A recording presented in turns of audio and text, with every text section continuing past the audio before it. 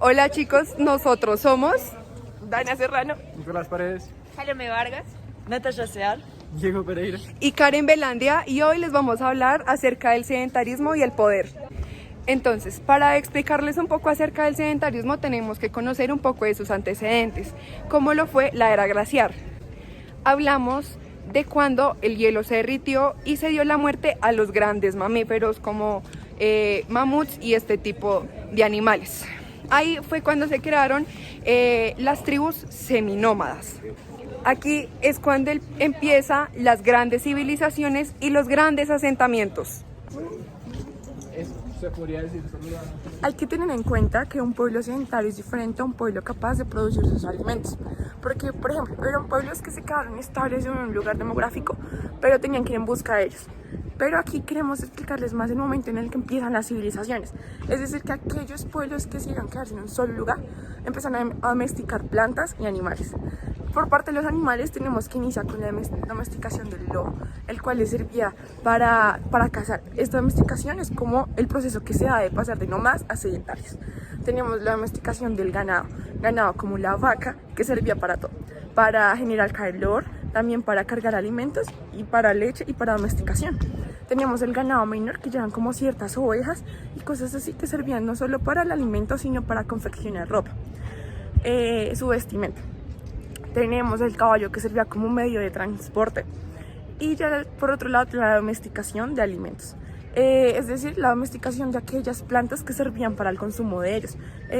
Esto se da cuando empiezan a cultivarse aquellos alimentos que ellos consideraban esenciales para su nutrición y que les generaban mayor cantidad de calorías. Por ejemplo, tenemos los 8 grandes cereales.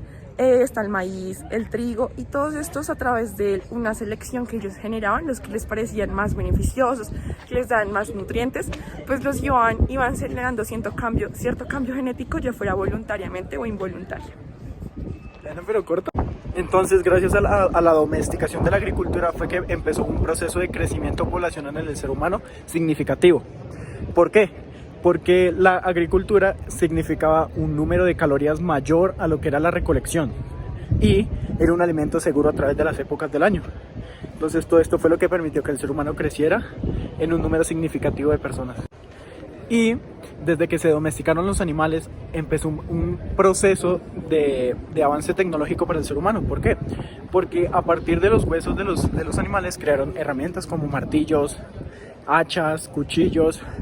Y también por los animales de gran tamaño como eran las vacas y los caballos fue lo que les permitió poder hacer un trabajo más efectivo, ya sea herramientas para realizar la agricultura, como un arado que cargaban las vacas, o también la creación de despensas para guardar los alimentos. Para las sociedades antiguas de la época, los ancianos cumplían un rol fundamental, ya que estos eran los que tenían conocimiento sobre cómo preservar las plantas y cómo se hacía para solucionar diferentes problemas que las sociedades habían vivido anteriormente. Además de llevar el conocimiento, también llevan las tradiciones y cultura de cada una de las sociedades. Sin embargo, ellos no tenían ningún rol o no ocupaban ningún nivel en la pirámide social. Esta pirámide social se conformó principalmente cuando las civilizaciones ya estaban establecidas en lugares específicos y decidieron en momentos de crisis como sequía o altas lluvias o momentos en que la cosecha no se daba, estas se vieron necesitadas a invadir tribus aledañas. Por consiguiente, para evitar esto y en casos de crisis poder superarlas, estas tribus decidieron hacer una pirámide social, donde el primer mandatario era el rey herrero. Este era conocido como su poder se daba, era principalmente porque era el único que tenía capacidad de ejercer los metales, es decir, de transformarlos, depende de la necesidad de cada una de las secciones de la tribu.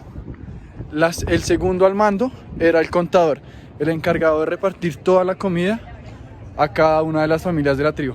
Finalmente, los guerreros, ellos se encargaban de defender a la tribu en caso de que haya invasiones de tribus aledañas que se encuentran en crisis. El poder también tiene que ver con la religión y en particular el surgimiento de los monoteísmos que se hace en Irán con el primer monoteísmo que es el mazdeísmo que surge en 1700 antes de la Era Común y que crea la división entre bueno y malo con los dos dios Ahura Mazda y Ahriman.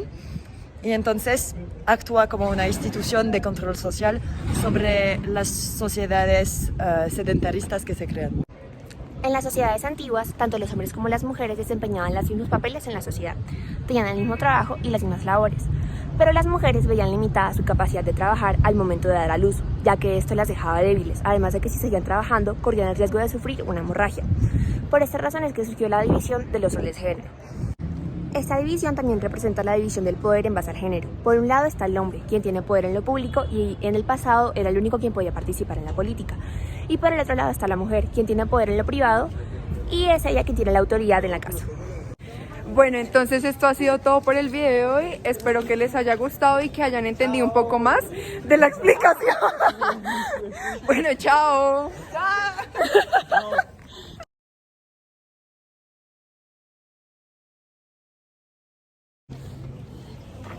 La se avienta la...